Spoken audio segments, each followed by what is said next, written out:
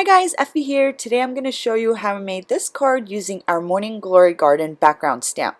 First I'm going to take some Versamark ink and ink up my background stamp really well because I am going to be heat embossing, so I want to make sure that I have enough Versamark ink on the stamp. And then I'm going to take an A2 size watercolor panel that I cut down, and I'm just going to place it over my stamp and put some even pressure because I want to make sure that all the solid areas get stamped well on the panel.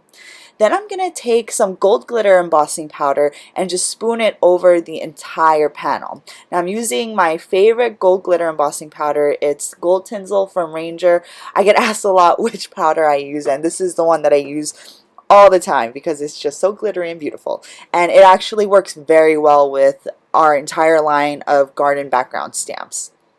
After I tap off the excess, I'm going to heat the entire panel with my heat tool.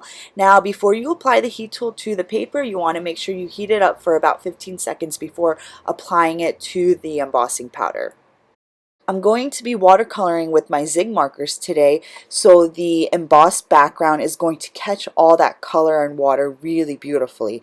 And the technique that I show you today works very well with the rest of our background garden stamps. So our Peony, Rose, and Morning Glory garden background stamps all work well with this technique.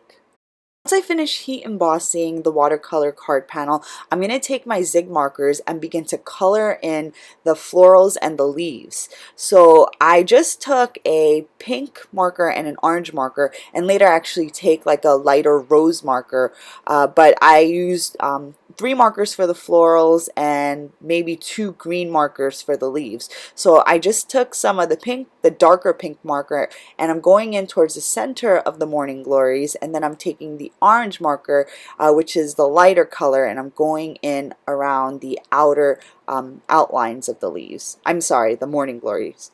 It doesn't really matter which markers you choose or which colors you choose, because when we spray the panel down, it's all going to blend together. So as long as you choose colors that are within the same family, it's all going to blend really nicely together.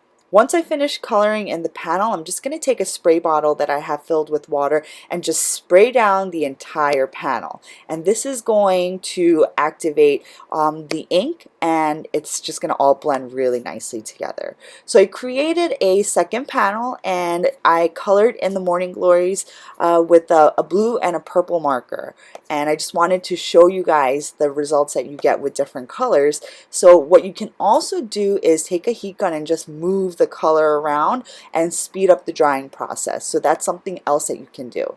This is a third card that I made using a red and yellow marker, and I heat embossed this card panel using white embossing powder. So you get different looks with different embossing powders and the different color markers that you use. So once all my panels have dried, I'm going to white heat emboss the sentiments on some vellum. I'm using the sentiment, "I love people who make me laugh," and it's a quote by Audrey Hepburn. It's a stamp from our Timeless Icon set, and it's one of my all-time favorite sentiment stamps because it contains quotes from Audrey Hepburn and Coco Chanel, and they're just really classy, elegant, and very versatile sentiments that you can use for all occasions.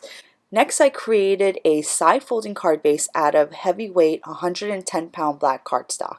Then I'm going to take my sentiment piece and I'm going to fold the sides behind my watercolor panel, and then I'm going to adhere those side flaps down behind the panel.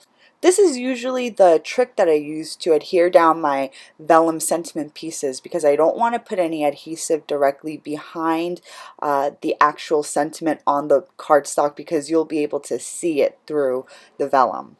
Then I'm going to put down a thin strip of glitter tape along the side of my card base, and I'm leaving some room between the tape and the card base so that you have a little bit of the silver glitter and a little bit of the black card base showing after I adhere down the panel.